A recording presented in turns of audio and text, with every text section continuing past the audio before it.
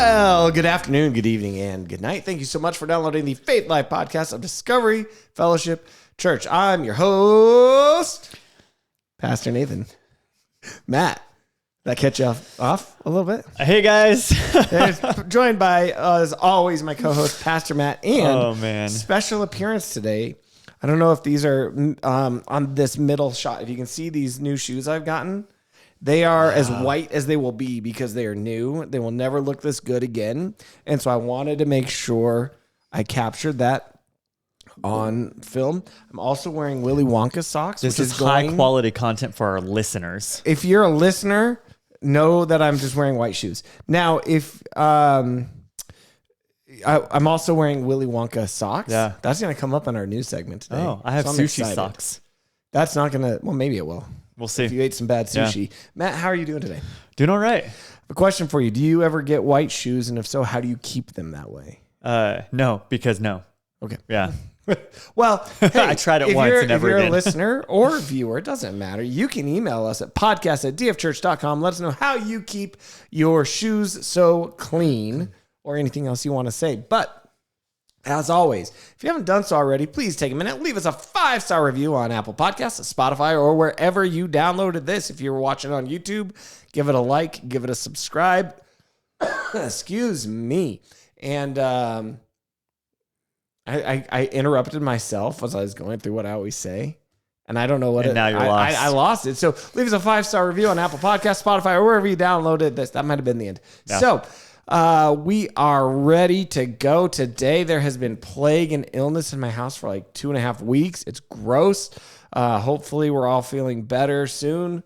Mostly it's just Lex at this point, although I've been feeling a little blech. And so now you're here in the studio sharing it with all of us. To try to give it to you guys. Man. And if possible, to you at home as well. Sharing is caring. That's what I hear. Sharing is caring.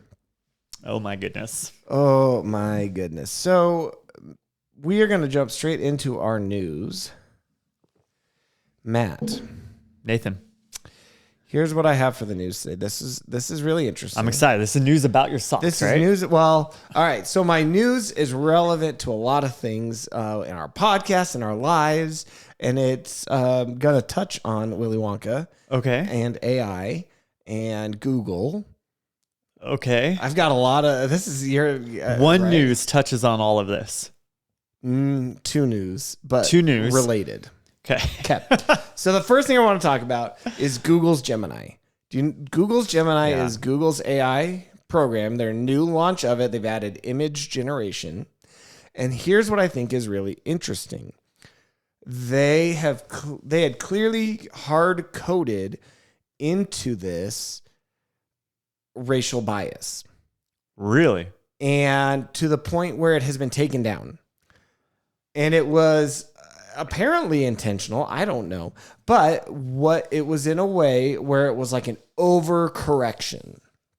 And so what I mean by that is if you were to say, for instance, please generate a picture of Elon Musk. It would say, sure, it generated Elon Musk, but it made him black.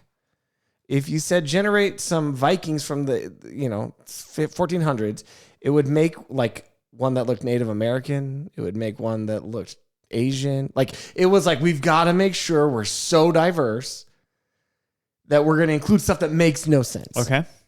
And it was kind of strange. And so then people started like trying to do other stuff. They'd say like, can you generate a white scientist? And it would say, I'm sorry, maybe let's focus on generating a scientist of multiple varieties and ethnicities, but I can't do a specific ethnicity. I can give you a few options of what this could look like so that we don't propagate harmful stereotypes. Love it. But then you could say generate a black scientist and say, sure. Oh, that's fun. That's kind of weird, right? And so the fact that they were putting in a weirdly like overly diverse to the point that it made no sense is kind of strange. And so has the whole of Gemini been shut down, or just like the image generation has been turned off for the time? That's funny. And so the reason I thought this was interesting is as we move into AI, it's going to be, and we've talked about this before, but it's going to be so critical that we continue critical thinking Right. and not just accept whatever an AI says as authoritative. Because, and I was having a conversation with one of our church members about this recently. It's not objective. It's not unbiased, right? Every AI is still trained on data, and that data comes from some sort of a source. Okay. And so we need to be very careful to not blindly accept what an AI says to us. Although, because it's so conversational and it speaks very authoritatively, it's easy to do that. And so that's where, I mean, especially as a Christian, especially as somebody in our society, it's like, how do we approach this? How do we use this properly? Now, the other part I wanted to talk about news-wise today was Willy Wonka related. In Glasgow, how do you say it? Scotland. I don't know how you say that name of that city. Glasgow. Glasgow. Like Van Gogh's cousin, Glass. Yeah. So I don't think Van was his first name. It's not like Van Wilder. No, all right. It was Vincent Van Gogh. That's right. It took me a minute there. So in Glasgow, Ireland, they recently advertised the Willy Wonka experience. Oh, I heard about this. Did you hear about this? Now, the Willy Wonka experience was promoted by this company called, it was something spooky, like House of Illuminati. And their whole point, is like they take spaces and they transform them for events, was like what this company does. Okay. Great. So they rented out this warehouse. They're like, we're going to transform it. And they put all these pictures up of like a Willy Wonka looking area. Okay. And they were charging it was like 36 pounds or euros or something. Okay. Whatever they use in Scotland. And so how much is that in American dollars? I don't know. $40? Yeah. Say, a person. Okay. All right. So you take your whole family. It's a couple $100 maybe. Yeah. And if you see the pictures, you can look them up. Again, this crazy, like it looks like, all right, $40. I'll go and like experience Willy Wonka's factory essentially.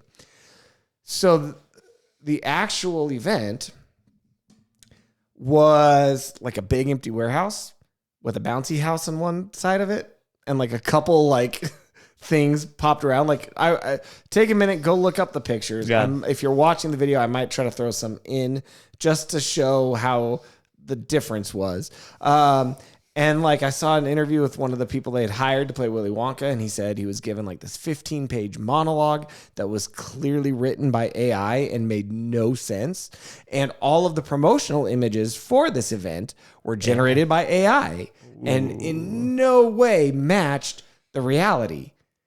And it's just, again, I think hopefully people are starting to realize, like, right. I know I use AI stuff. We use it as a segment every week on this podcast as something funny. And yes, there's value to it. Yes, there are ways that it can be used effectively. But I think in our eagerness to adopt it, some people are throwing out common sense with how to approach it. Like, well, it's used deceptively a lot too now. Yeah.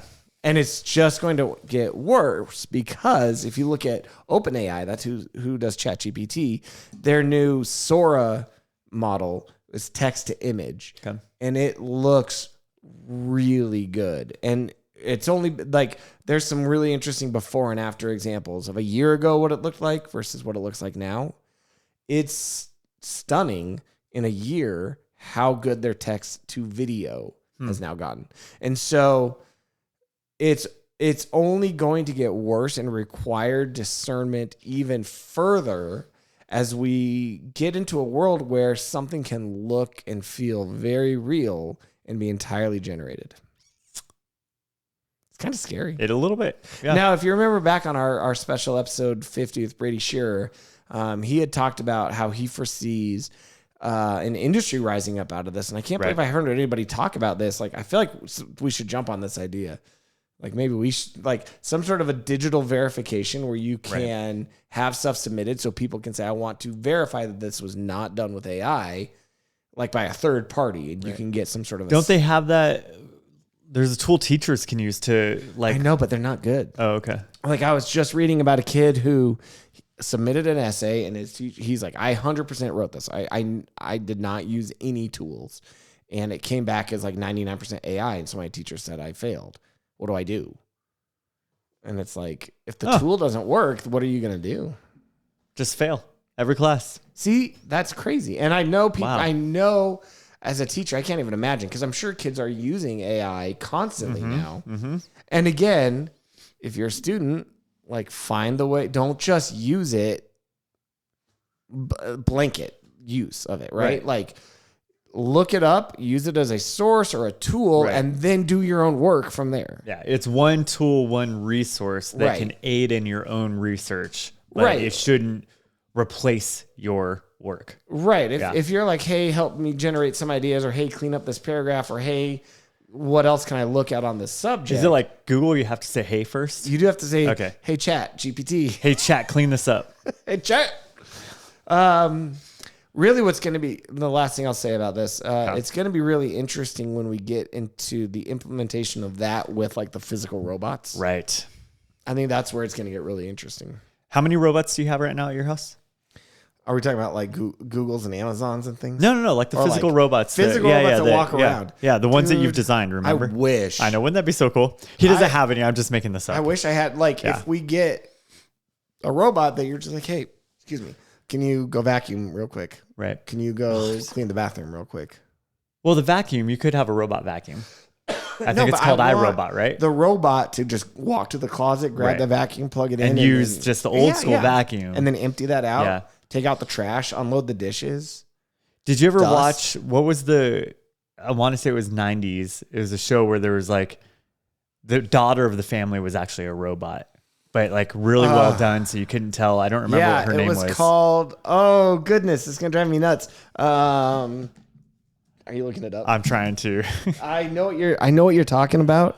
TV show, girl. Small Wonder. Small Wonder. Thank you. She's a small wonder. Yeah. Why? And like the dad built her. Yeah, the dad built her. Right? Yep. Oh man, Mickey and I, our next gen director, were speaking before we started recording about our favorite '90s cartoon shows. Oh, okay. We had Tailspin, we had DuckTales. So good. We had Darkwing Duck. But then I went to an older cut. Mickey wasn't familiar with this show. Matt, did you ever watch David the Gnome? No, never heard of it. You've never even heard of, what is wrong with you people? But how about Animaniacs? Animaniacs was great. Best. Freakazoid, great. But here's the thing. David the Gnome was this really like, it was heartwarming. It was this tiny little gnome and his wife.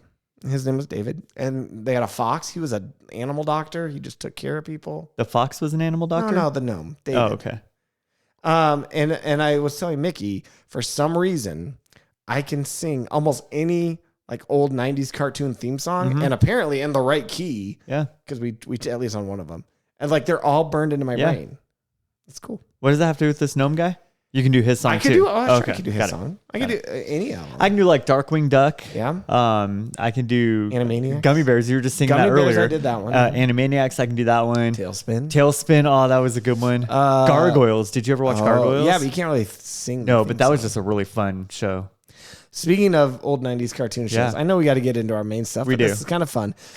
X-Men, which was a great old cartoon, is coming back. Yes. Are they using a similar vibe from that theme song? I think they're using the same theme song. Yeah, which was the great thing. So good.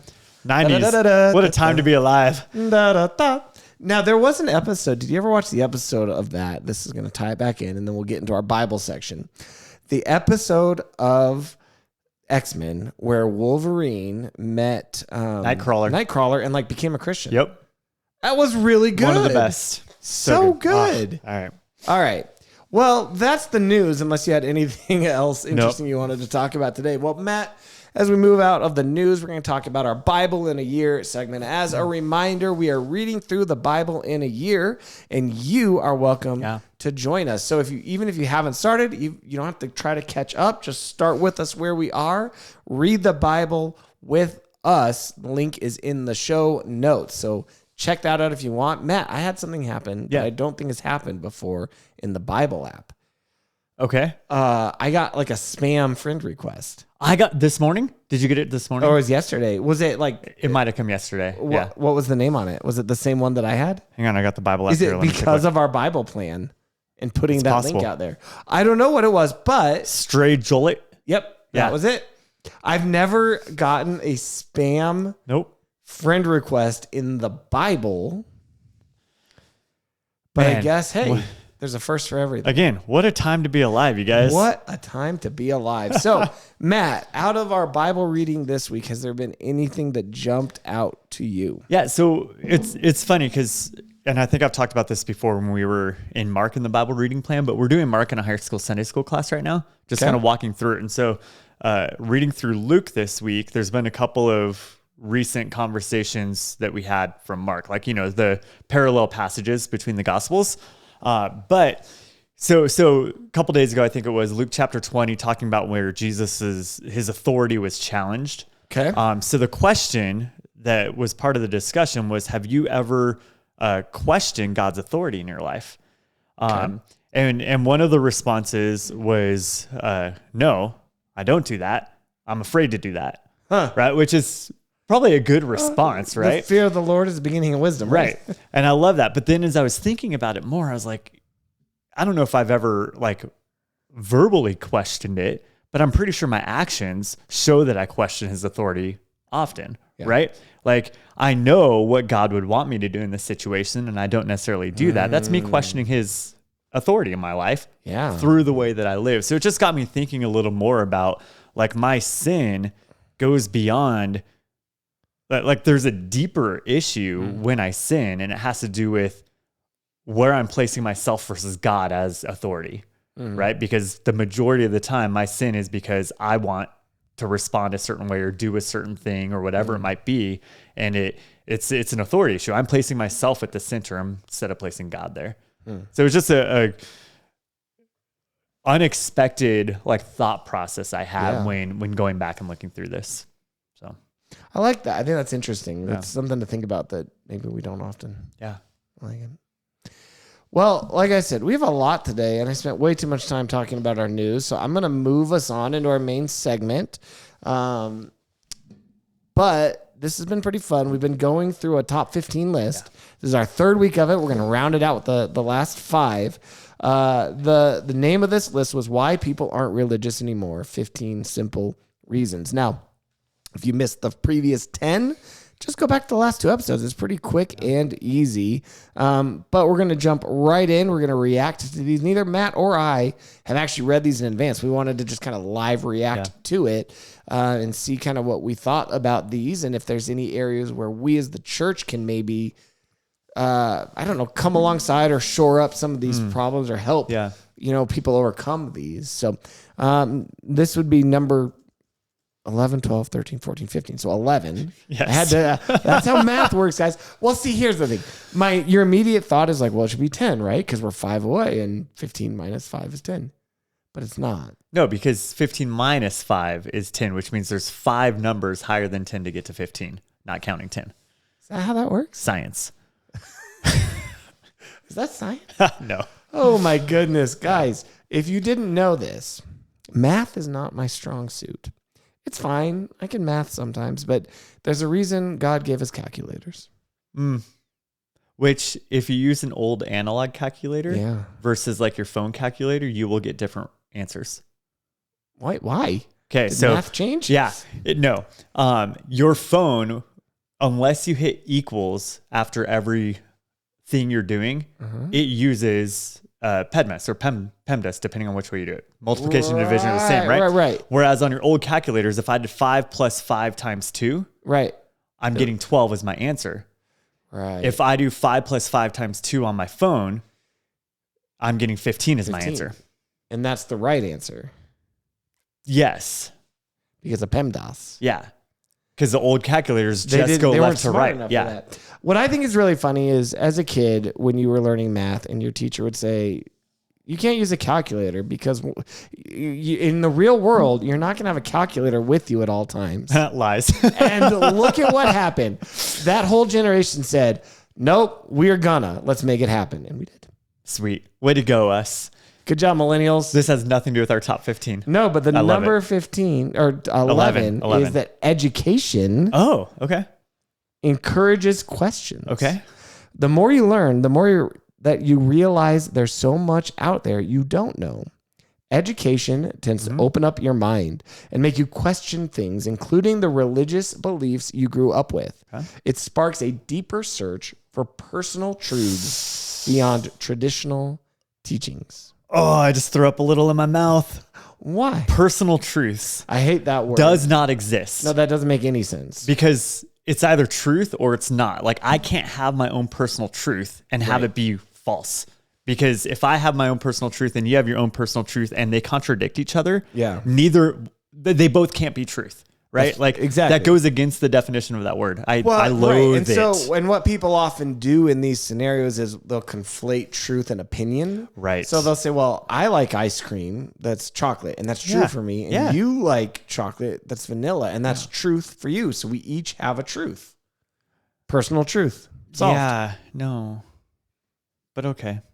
But I'm willing to hear that and say, like, okay, I mean, sure, that's an opinion, it is true that you like ice cream. But it's true that I like vanilla ice cream. Yeah. That truth, you can't say, I can't argue it's that true truth. for me that you don't like vanilla ice cream. Right. Right? That's where it would become the problem. Right. Interesting.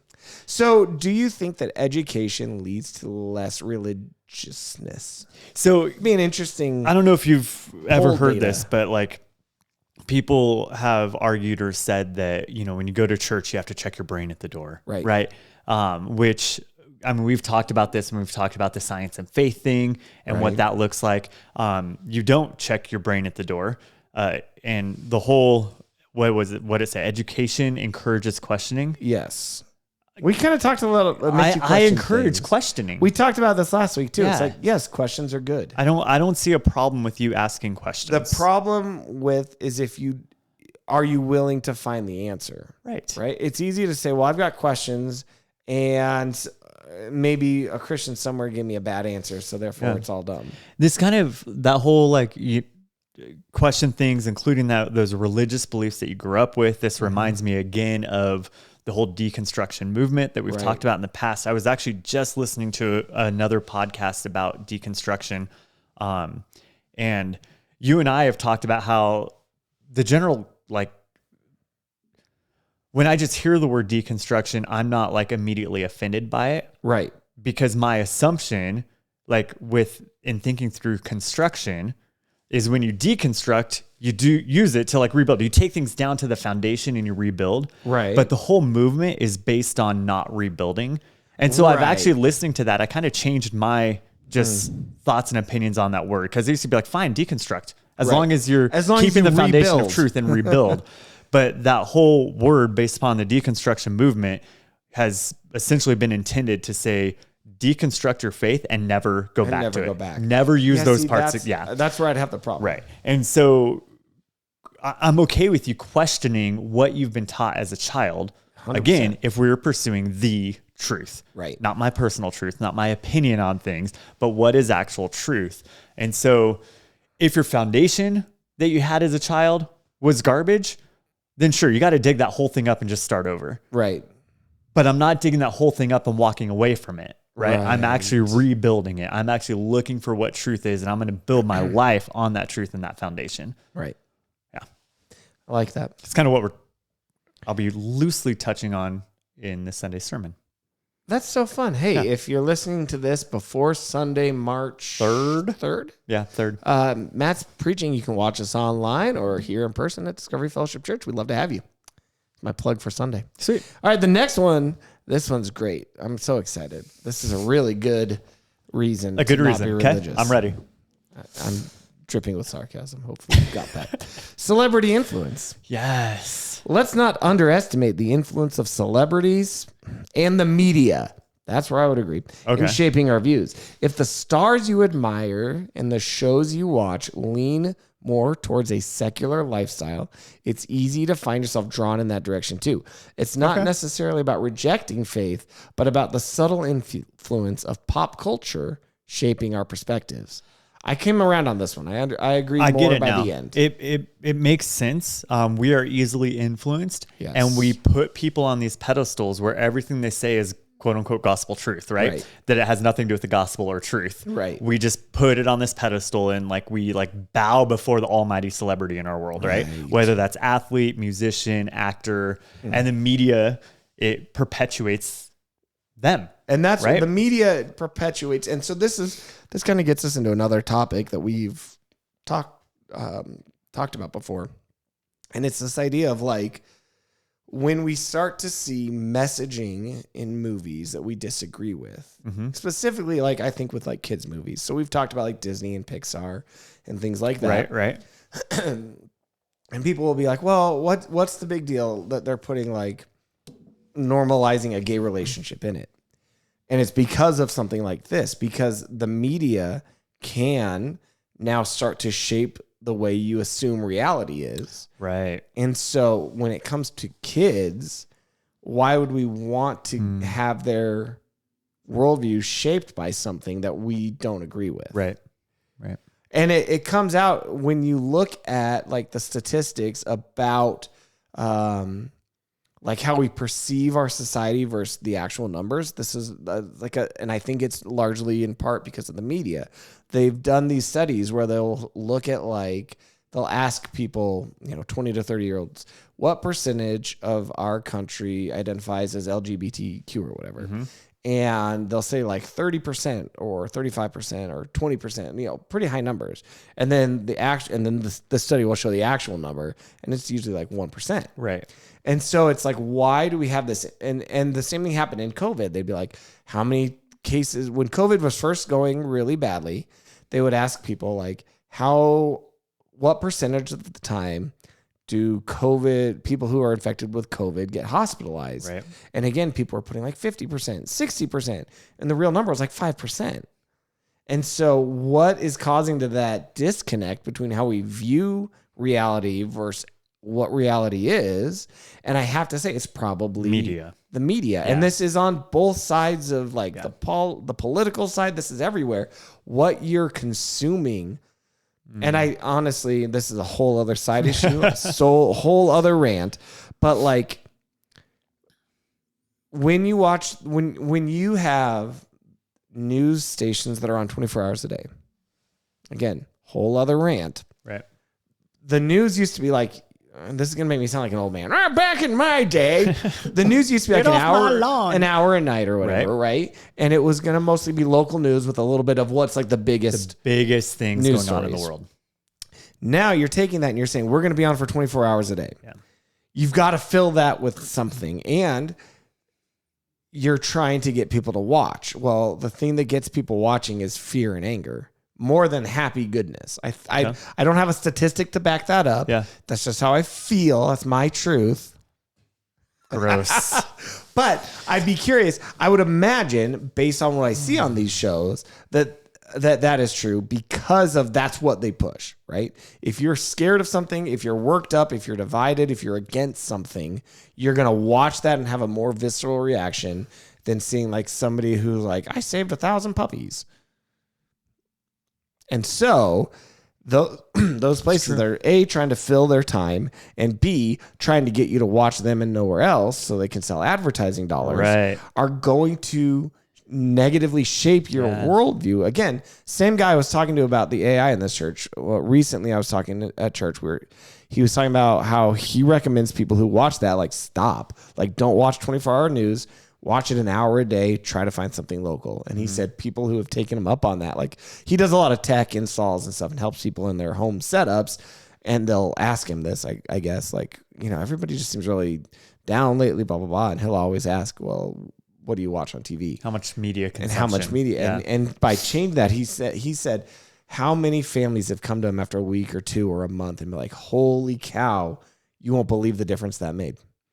Now, it's not just you guys who are out there watching 24-hour news. It's like, what are you consuming? Right. Is it TikTok, which I watch a lot of TikTok? Is it Instagram? Is it Facebook? Is it what media are you consuming?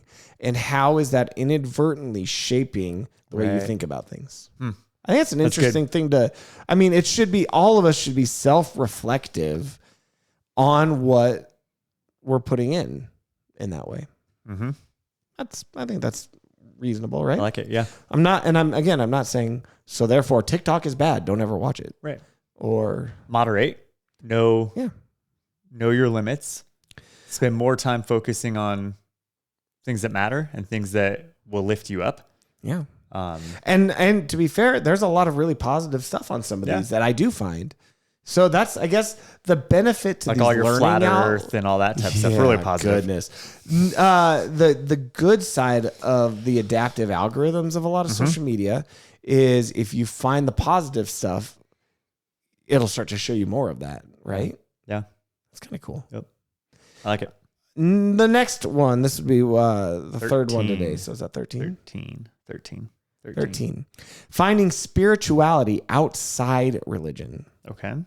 Some people define themselves as, I hate this phrase, spiritual, but not religious. And these people seek a spiritual connection, just not within the confines of organized religion.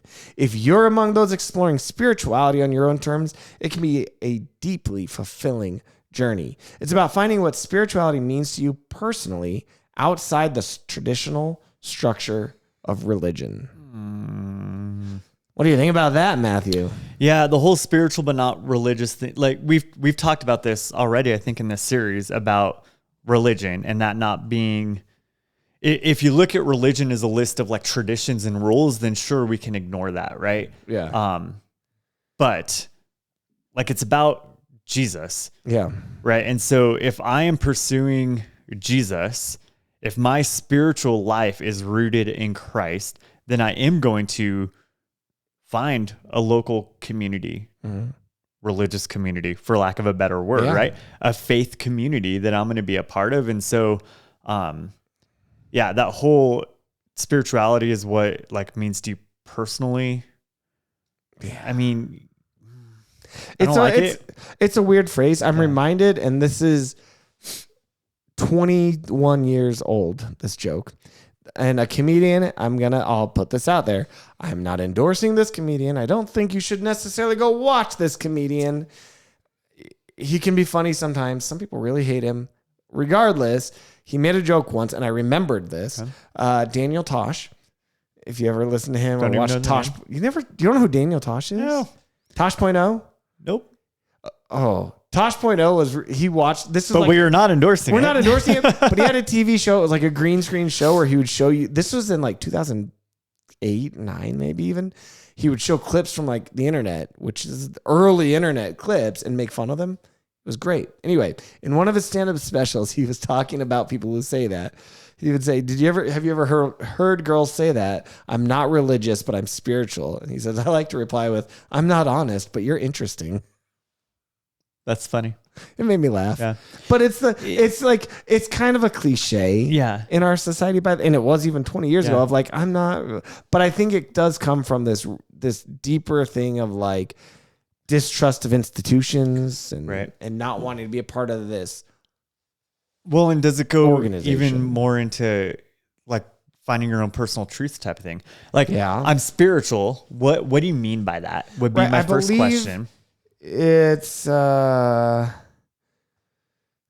like I'm interested in spiritual things. I'm not just like, and maybe it's a reaction to like the emptiness that atheism honestly leads to, of saying there is no purpose, there is no meaning, nothing you do matters, and it's like a rejection of that. But it's saying, but I don't want to go back to like defined religion. I just kind of want to do what I want and call it spirituality. Interesting. So it's a way to make them feel better about themselves. Yeah. Potentially even giving them like some sort of hope or even false security in their future without needing to actually have a changed heart and life. Yeah. It's a real good deception. Yeah. Thanks, Love Satan. it. Thanks, Satan. Oh, that's funny. I don't know if there's much more to say about that one other than it's just, again, here's the positive I'll take from it as the church. Okay. Here's the thing. So often, and we've talked about this, it's really difficult to deal with apathy because there is so much apathy in our culture, where if somebody says, I don't believe in God, and here's why, or if somebody says, I don't believe God exists, and here's why. At least they've thought about it and we can have a conversation because they're interested in the question, at least allegedly, of does God exist? But a person who says, I just don't care if God exists, they don't necessarily even want to have the conversation, right? So somebody who says, I'm spiritual, but I'm not religious, at least that might provide you a starting point to say, what do you mean by spiritual? Let's talk about spirituality and let me tell you why Jesus is the actual answer to what you're looking for. I like that. So that's potentially the positive to that. All right, number 14. Number 14. We are cranking through them today. But I feel like we've already talked about this one. So this one's kind of a repeat. So we won't have a lot to say. Science versus religion. For some, there's a clear divide between science and religion. If your mind leans towards logic and empirical evidence, the faith-based part of religion might not resonate with you. It's about preferring a worldview grounded in science. Lame. We've talked about this. 2 weeks ago, the first one was science is more appealing than faith or something like that, right? And so you can go back and listen to that. We don't have a lot to say other than this false dichotomy of like faith is the belief in something that you know ain't true. That's what Mark Twain once said. Ain't true. Yeah, that's why it's Mark Twain. Because Mark Twain. He's folksy. Yeah. But faith is believing what you know ain't true. It's just silly. It's a straw man argument. Right. It's redefining faith in a way that nobody actually, well, I won't say nobody. It's redefining faith in a way that's not biblical. Right. And then saying any biblical faith is that. Right. And then to say that logic and empirical evidence have nothing to do with faith is also false, right? Like, we use logic. We use, we talked about this on the first one. Reasonable faith. Yep. Goodness. All right, list, get your world in order. All right, number 15 to round this out. The desire for personal freedom. In our culture of celebrating individuality, sticking to strict religious rules can feel limiting. If you value personal freedom and making your own choices, traditional religious practices might seem a bit too confining. It's all about crafting a spiritual path that aligns with your personal values and beliefs. So I'm seeing some repeated themes throughout all of these. What's ironic about this is the Bible would say, and Paul would say, that without Christ, you are a slave, and that it's actually in Christ that you find freedom. Yeah. Right? We're slaves to sin, and only through Jesus are we freed from that. So if you actually want freedom, Jesus is the answer, and rejecting that is going to leave you confined. Yes. But, and maybe it's because, and we've talked about this in the past, maybe it's because we tend to reduce in the past, especially in America, but really throughout history, we have tend to reduce Christianity to here's the things you can do and here's the things you can't. And so by saying here's all the stuff you can't do anymore as a Christian, quote unquote, it feels limiting. Yeah. Whereas I suppose if it was phrased as here's all the sin that you used to have to do and Jesus has freed you from that. Yeah. That's such a different perspective on what it looks like, right? It's not, hey, you're not allowed to go sleep around anymore. It's like you're not a slave to pursuing that as your meaning. Like I'm not a slave to my fleshly desires anymore. I'm free from that. Right. Yeah. That's exactly where I was going to go with it there's actually freedom in Christ. And so, I listen to this and it's all about self. It's all about me. Yeah. Right. This whole list. So the reason that people aren't going to church anymore is because they're selfish. They want to live for themselves, for their own gratification, satisfaction, whatever it might be, their own personal truth instead of, and it leaves you empty. Yeah. Right. Depression rates sky high. Right. The greatest killer of young people in our world is suicide because of depression and anxiety and all these other things that are going on in their lives, right? Like because I'm trying to find my purpose and my value and my worth and my identity in things that don't matter in self. And anytime I pursue me, I'm going to be disappointed. Yeah. Right? That makes sense. When I pursue Christ and I find my worth and my value and my identity in him, everything changes. Yeah. Like you were mentioning, there's freedom, there's joy, there's hope, there's peace in the midst of all that apart from me. I love that. And that's true. And so I think And again, I don't know if this is a human issue to some extent, yes. Yeah. And it has been maybe magnified in our American culture, but like our individualism has been amplified to almost a fault at times, where that's good, but at the same time, like community and getting outside of yourself does matter a little bit. And in America, it's like, what do you want? What's best for you? How do you feel about this? It's your person, your rights, you as an individual more than almost anything. Yeah. Well, I'm kind of reminded of the parable that Jesus told about like that rich young ruler and, what I have to do to inherit eternal life? Well, sell everything. Right. And what does he do? He walks away sad. Right. Because he found his worth and his identity and his value in that stuff. Yeah. And when I put if what I focus on is something temporary like that, I'm going to be left walking away sad. Yeah. Right. Like, because that's not the point of it all. Right. All of that will leave you empty every time. And these 15 things, this isn't I don't think this is new, right? No. This is stuff that we've been dealing with for the entire history of humanity. Yep. Is when we pursue self, we're going to just always end up disappointed. Or when I'm pursuing earthly things or when I'm pursuing temporary things, I will always be left disappointed because they will fail me eventually. Wow.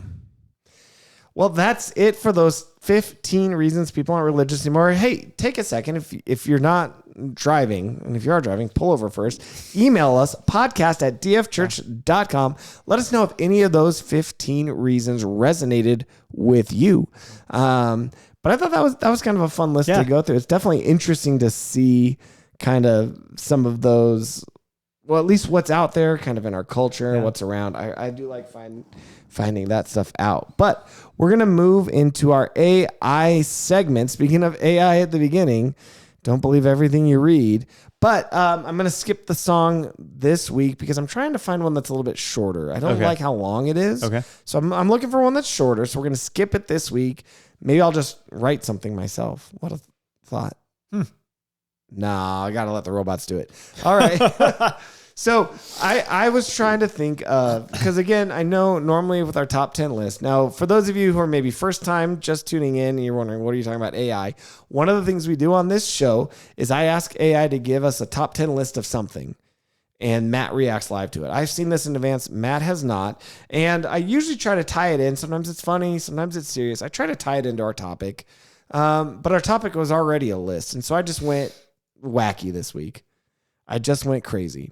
And so I asked ChatGPT to give us the top 10 lists of biblical characters' favorite fast food restaurants, if they were to have one. Okay. Because why not? I don't know why. I was thinking about fast food. And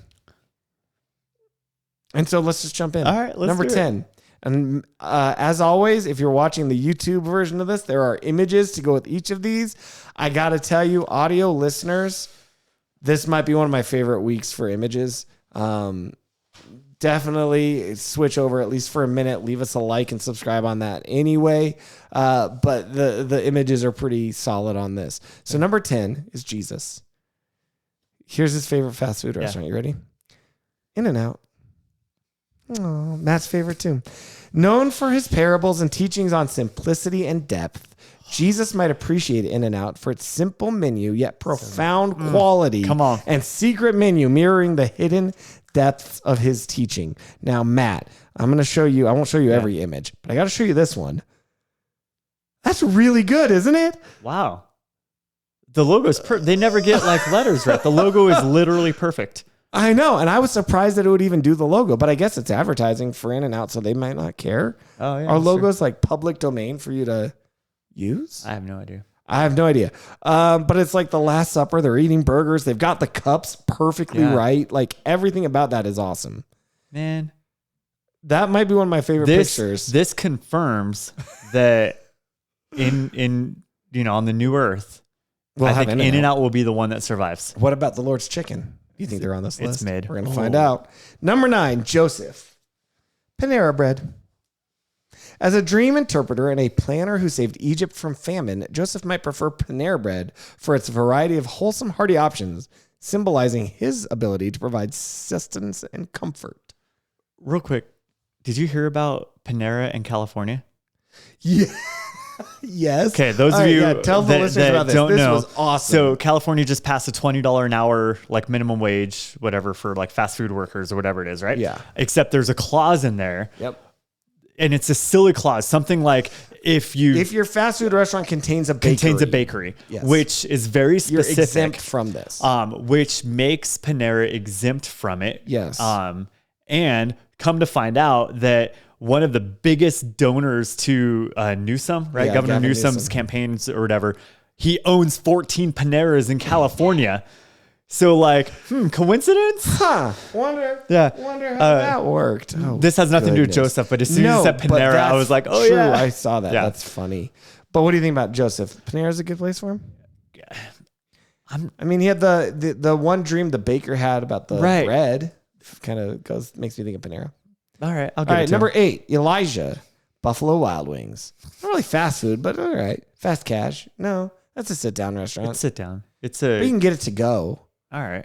I guess now you can get any restaurant to go. That's a good point. Right? But you didn't used to. It wasn't like you used to go to a steakhouse and order it to go. After outrunning Ahab's chariot and being fed by ravens, Elijah would enjoy Buffalo Wild Wings. It's a place to replenish after a long day of prophetic duties, with wings as fiery as his confrontation with the prophets of Baal. I was thinking it like the wings reminded him of the Ravens. Oh, Yeah. he would eat the ravens too. Yeah. Number 7, Solomon, Starbucks. Known for his wisdom and wealth, Solomon might see Starbucks as a place of contemplation and luxury. A venti coffee could accompany his sessions of writing proverbs and administering justice. I don't view it as that luxurious, but No, but okay. the coffees do add up. They do get pretty expensive. So Well, and if you want somewhere where you can just sit and kind of like work, yeah. like Starbucks is pretty well known for that as an option, right? Isn't every coffee shop pretty much known for that? But why? Why is that? You know, here's what Paneras are known for, at least here, Bible studies. Every time I go to Panera, I feel like there's 3 Bible studies going on there. Question. Yeah. Average age of the people participating in the Panera Bible studies. It goes from very old to our age. Oh, okay. I see both. And Yeah.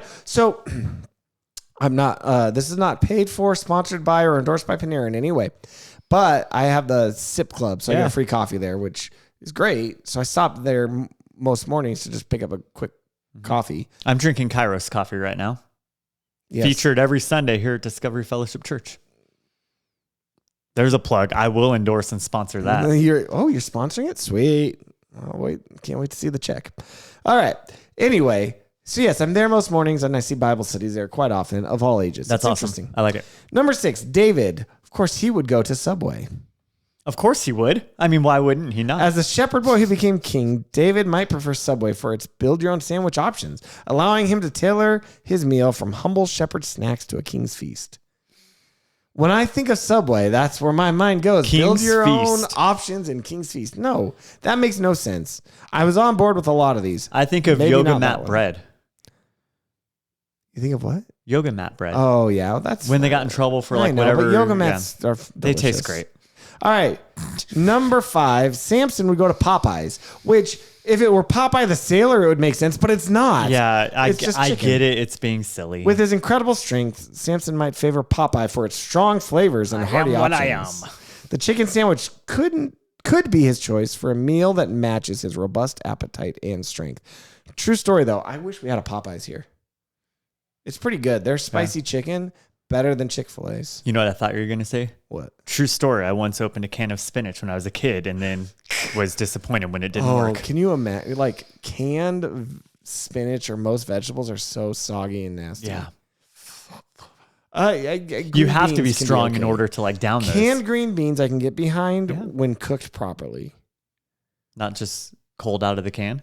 I mean, if it's the end of the world. Of all the canned vegetables, Okay. I can tolerate a canned green bean just straight out of the can. Sure. That's Green a beans lot are of the just really word good. can. Green beans are good. What about corn? Is that a vegetable?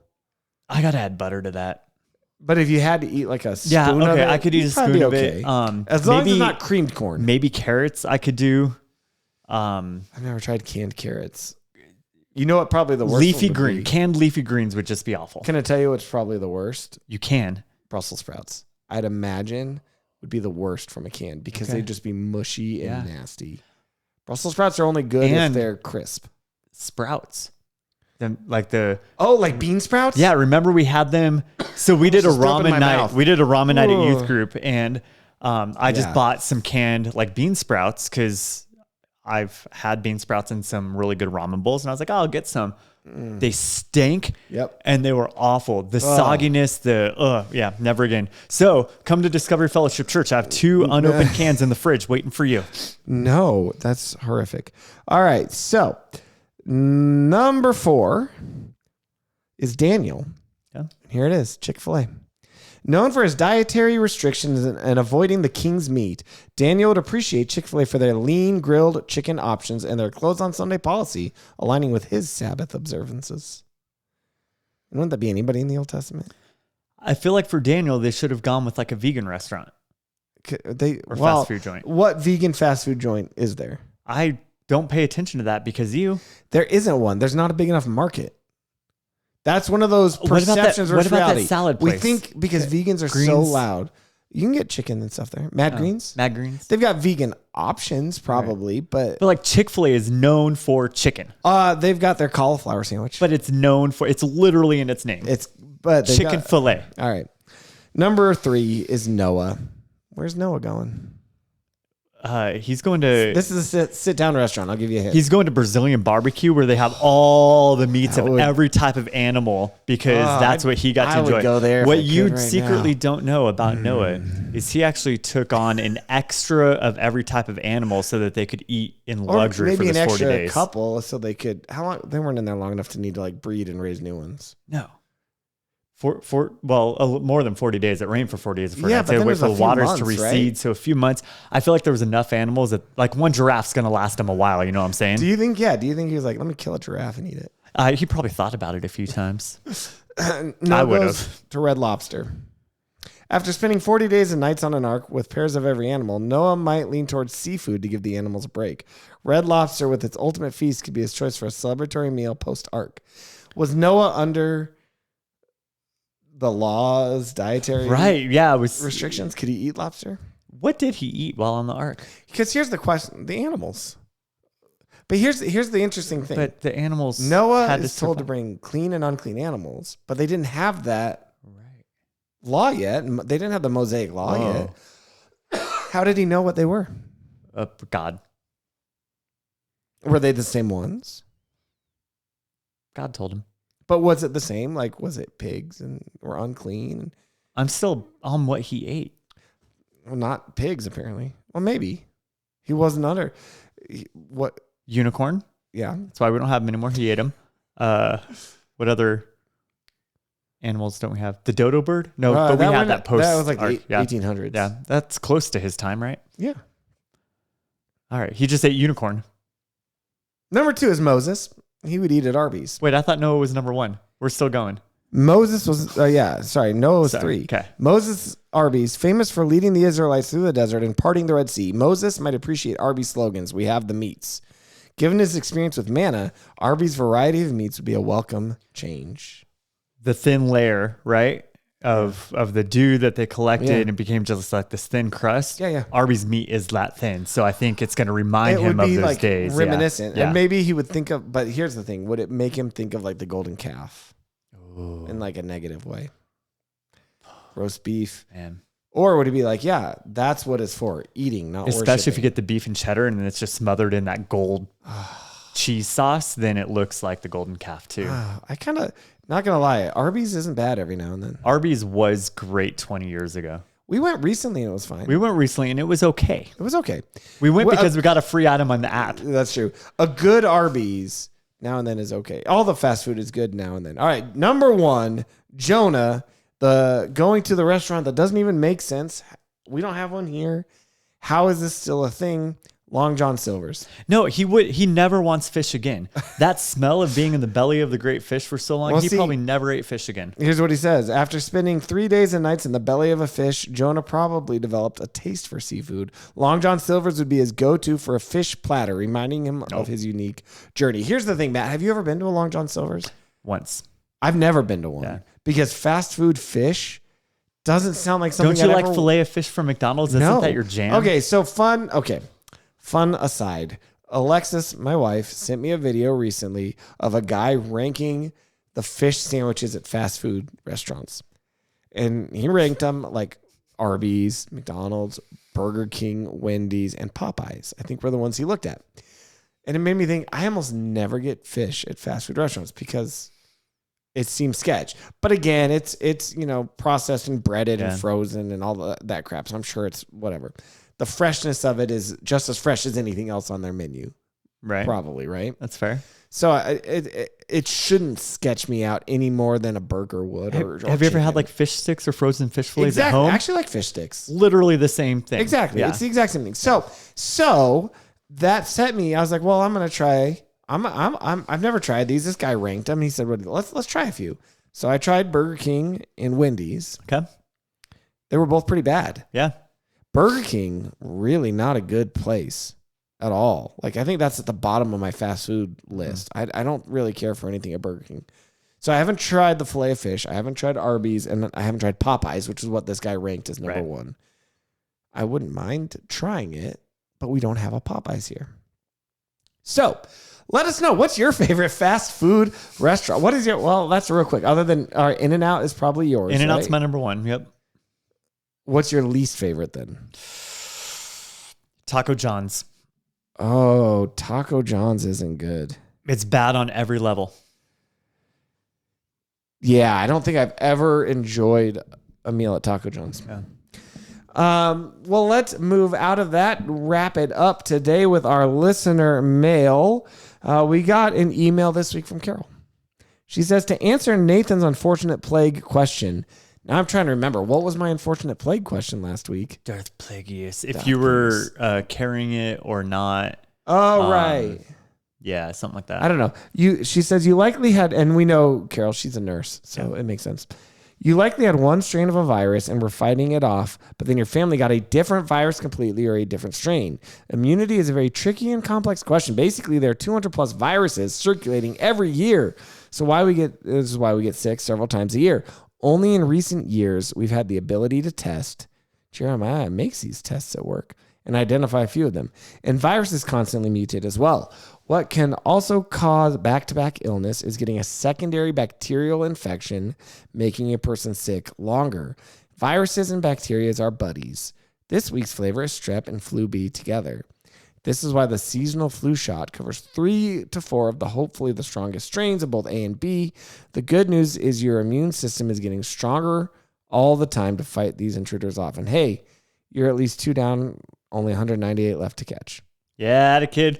But except you probably got some new stuff because you've been sick the last several days too. So that's the thing is I don't know what is going on in our household because Lex tested positive for flu B. And it's still, this is like 2.5 weeks. It's still up and down. Like she was great for a couple of days and now she's back to being like zombie. And it developed into pink eye in both eyes. Yeah, viral conjunctivitis possibly. Although they said just to be safe, they'll give her some drops. Yeah. But if it's viral, we just have to wait it out. But I had a little bit of a red eye for one day and I put some just saline drops in it and I was fine. So here's the question. As he's coughing. As I'm coughing. I had a sore throat. That seems to be resolved. I feel fine at this point. I got the flu shot this year, and I don't think Lex did. And so is this an interesting test case of the effectiveness of it? Maybe. But again, we can't draw too much from 2 points of data. But it's an interesting thing, whereas I've not been sick in bed for 2 weeks. So when I can't show up to church on Sunday to preach because you... infected me.